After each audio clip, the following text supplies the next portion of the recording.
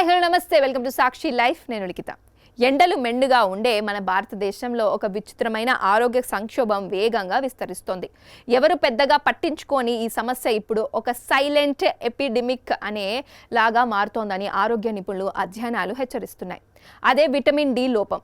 ఆశ్చర్యకరమైన విషయం ఏమిటంటే దేశ జనాభాలో దాదాపు 70 నుంచి 80% మంది ప్రస్తుతం ఈ సమస్యతో సతమతం అవుతున్నారట.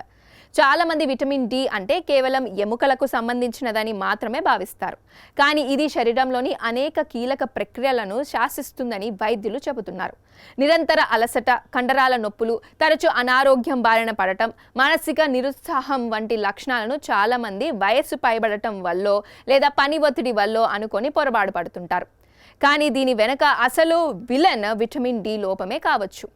ఎండ ఎక్కువ ఉన్న లోపం ఎందుకు అంటే మన దేశంలో సూర్యరశ్మికి కొరత లేకపోయినా ఈ విటమిన్ లోపించడానికి ప్రధాన కారణం మారిన మన జీవన శైలి. ప్రజలు పూర్వం కంటే ఇప్పుడు ఎండలో గడిపే సమయం చాలా తగ్గిపోతుంది. పగటి పూట ఎక్కువ సమయం ఇల్లు లేదా ఆఫీసులకే పరిమితం అవుతున్నారు. బయటకు వెళ్ళినప్పుడు నిరంతరం సన్ స్క్రీన్ లోషన్లు వాడటం వల్ల చర్మానికి ఎండ తగలకపోవడం. శరీరానికి విటమిన్ డి ఎందుకు ముఖ్యం అంటే మన శరీరం ఆహారం నుండి కాల్షియం, ఫాస్ఫరస్ వంటి కీలక ఖనిజాలను గ్రహించాలంటే విటమిన్ డి అత్యంత అవసరం. ఇది లోపిస్తే శరీరానికి తగినంత కాల్షియం అందక ఎముకలు, దంతాలు బలహీనపడతాయి.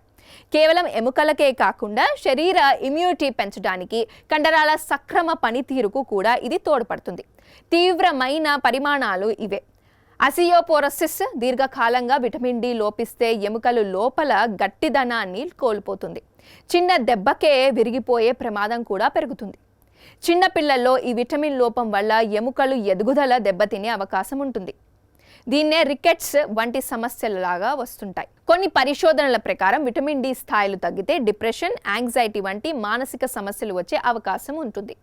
నివారణ మార్గాలు ఏమిటంటే విటమిన్ డి లోపం ప్రమాదకరంగా మారకముందే గుర్తిస్తే దీన్ని సులువుగా నియంత్రించవచ్చని వైద్యులు చెబుతున్నారు. ఇందుకోసం చేయాల్సినవి ప్రతిరోజు ఉదయం లేదా సాయంత్రం వేళలో కొంత సమయం ఎండలో గడపడం అలవాటు చేసుకోవాలి. విటమిన్ డి పుష్కలంగా ఉండే గుడ్లు, పుట్టగొడుగులు, పాలు, చేపలు వంటి ఆహార పదార్థాలను డైట్లో చేర్చుకోవాలి. సమస్య తీవ్రంగా ఉన్నప్పుడు సొంత వైద్యం చేసుకోకుండా వైద్యులను సంప్రదించి వారి సలహా మేరకు విటమిన్ డి టాబ్లెట్లు లేదా సిరప్లు వాడాలి. మీ శరీరంలో పదే పదే అలసట, కీళ్ళ నొప్పులు వంటి హెచ్చరిక సంకేతాలు కనిపించినట్లయితే నిర్లక్ష్యం చేయకుండా వెంటనే రక్త పరీక్ష చేసుకొని విటమిన్ డి3 టెస్ట్ ఉంటుంది, అది చేసుకోవడం ఉత్తమం.